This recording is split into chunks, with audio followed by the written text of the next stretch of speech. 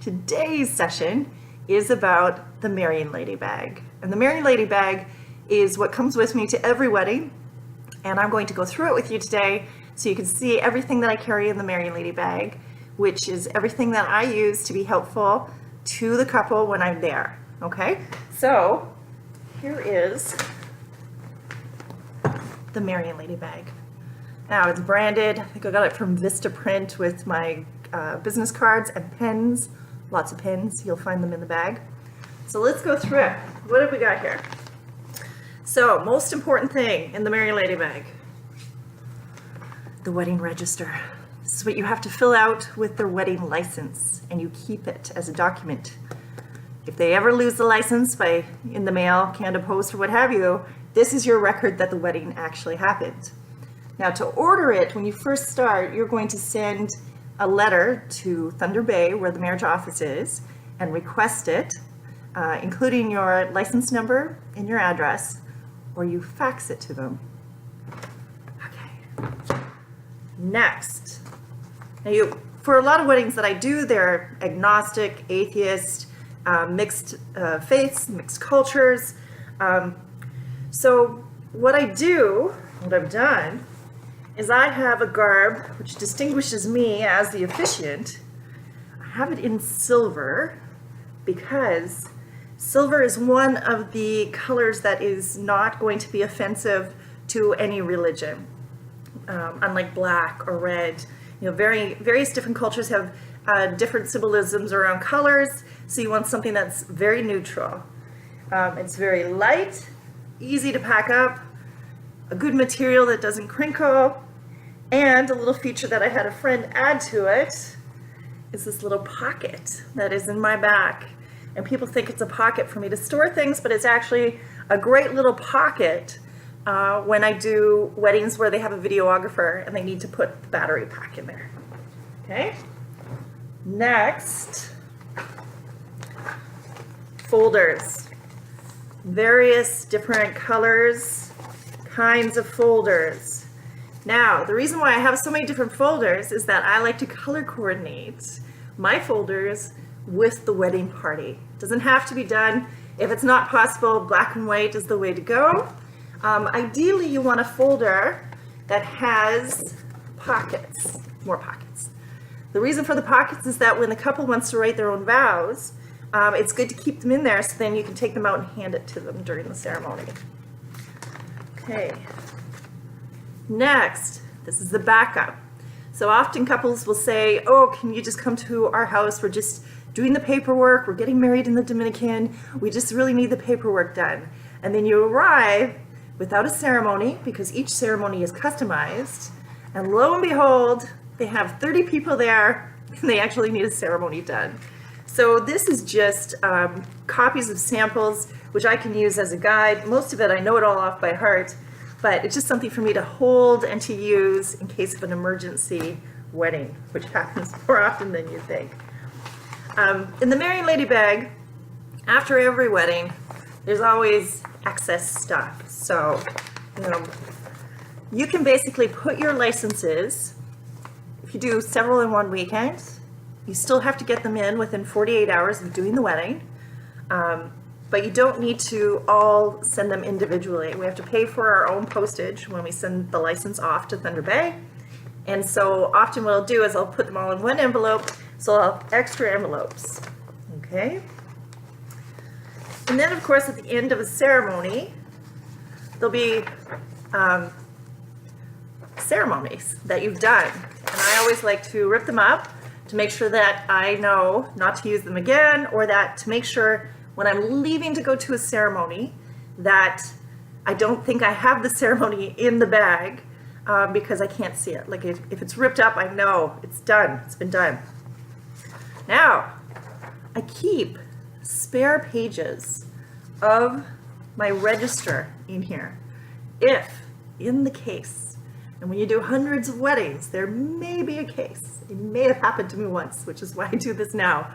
There may be a case where you leave this book on the other side of town and you get to a wedding and you don't have the precious book.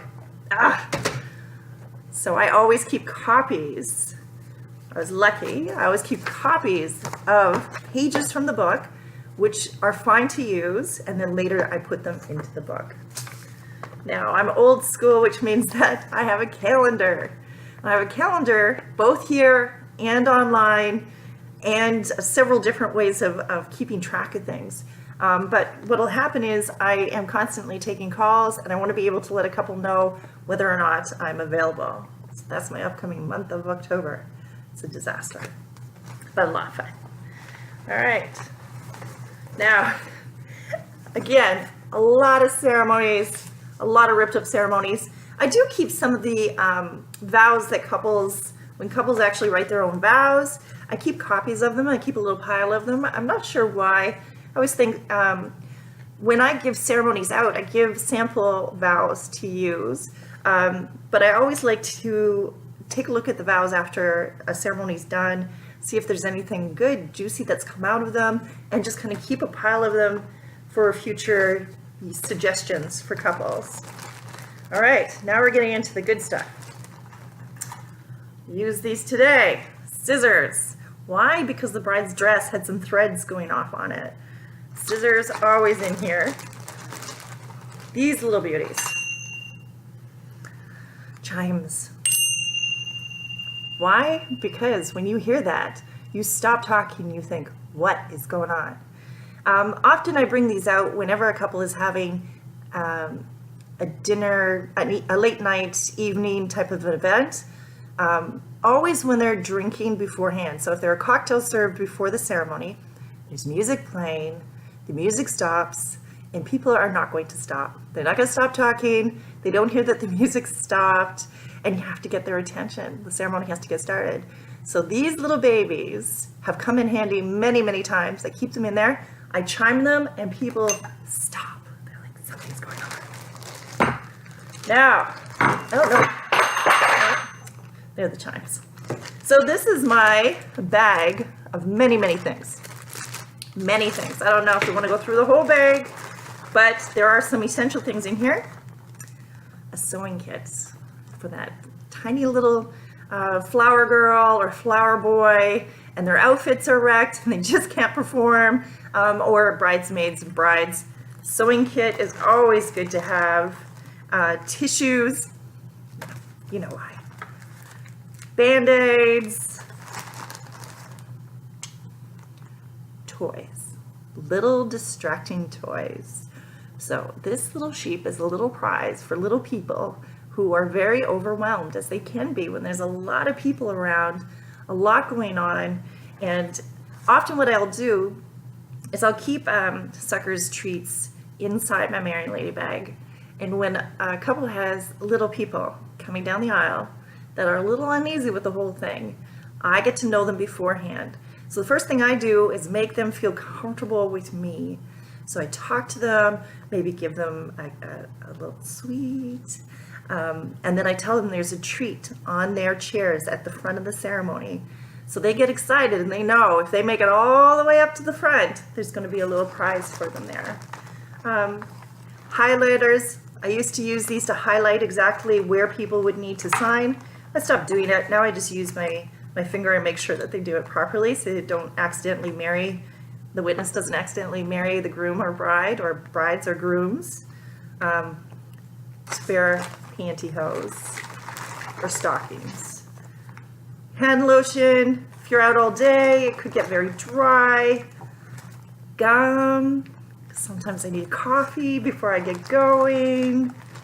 Oh, so important, so important. So often couples will want to have a unity candle ceremony. So this includes 2 long candles that each of the family members or people from both sides of the family will light, and then together they light one unity candle, or the couple will do it. But the one thing they never remember, and with the decline in smoking nowadays, lighters. I used to have many of them. They often go missing. Suckers.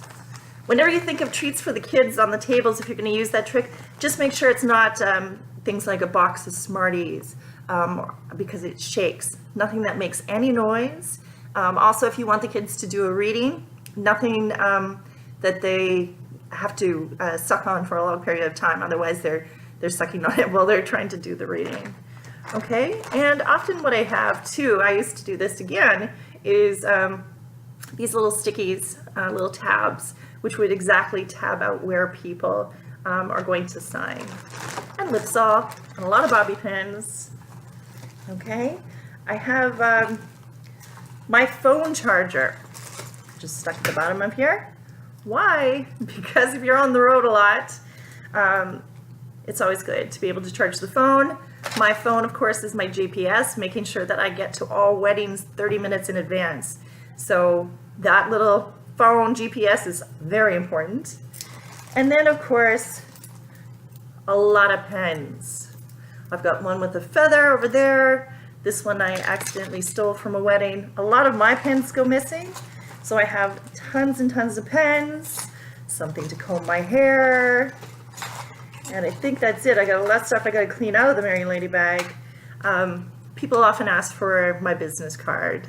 So I have business card holders, and then just a lot of girly stuff that you would otherwise have in your purse if you're a female officiant.